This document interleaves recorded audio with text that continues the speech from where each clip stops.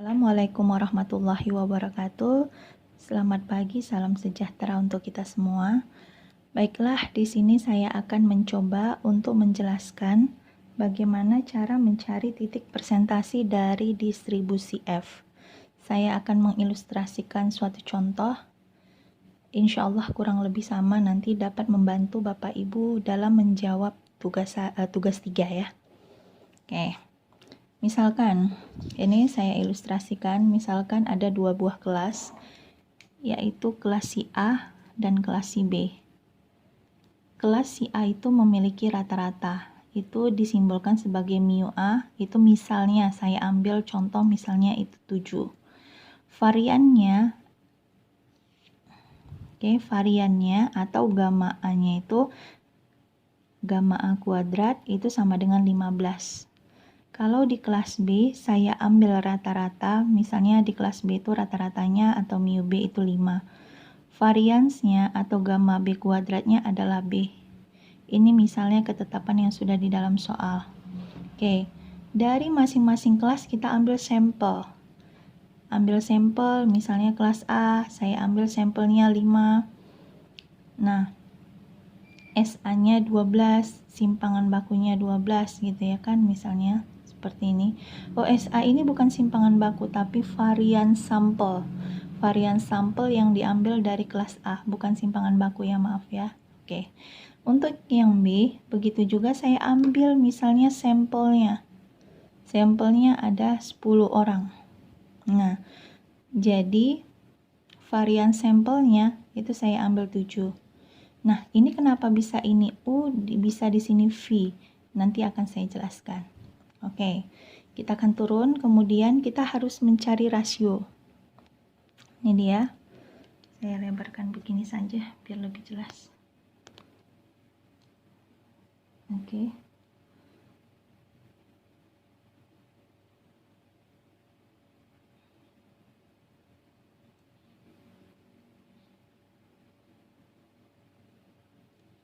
Oke. Di sini rasio distribusi F-nya. Cara menghitungnya itu F hitung S1 kuadrat per gamma 1 kuadrat per S2 kuadrat per gamma 2 kuadrat. Nah, kita mau menentukan yang mana sebagai si S1, yang mana sebagai S2. Kita balik lagi ke atas. Kalau kita mau menentukan yang bagian atas, cari yang variansnya yang lebih gede atau standar deviasinya yang paling gede gitu.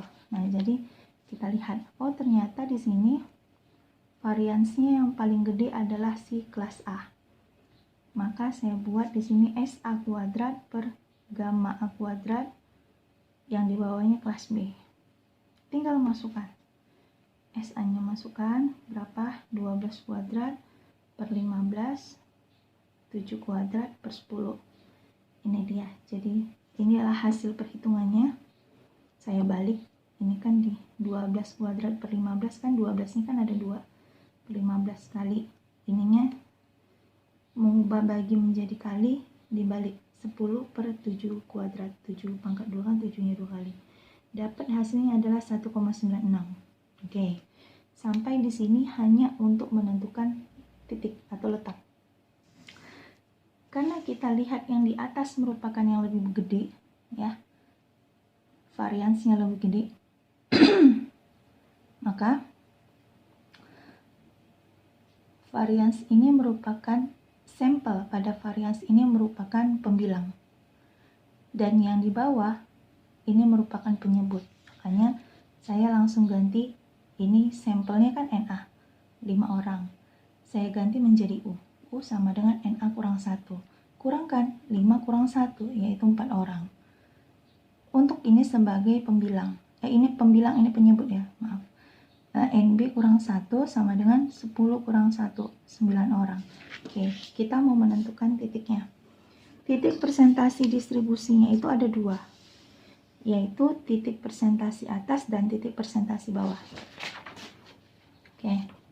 Nah, untuk menentukan titik presentasi atas, ini F alpha UV. Kan UV-nya udah kita dapat. Ini U, ini si V-nya. Nah, fungsi si rasio distribusi F ini untuk menentukan U sama V. Yang mana yang mau dipakai? Boleh kita lanjut mencari sampai akhir? Boleh. Boleh tidak? Tidak masalah. Oke.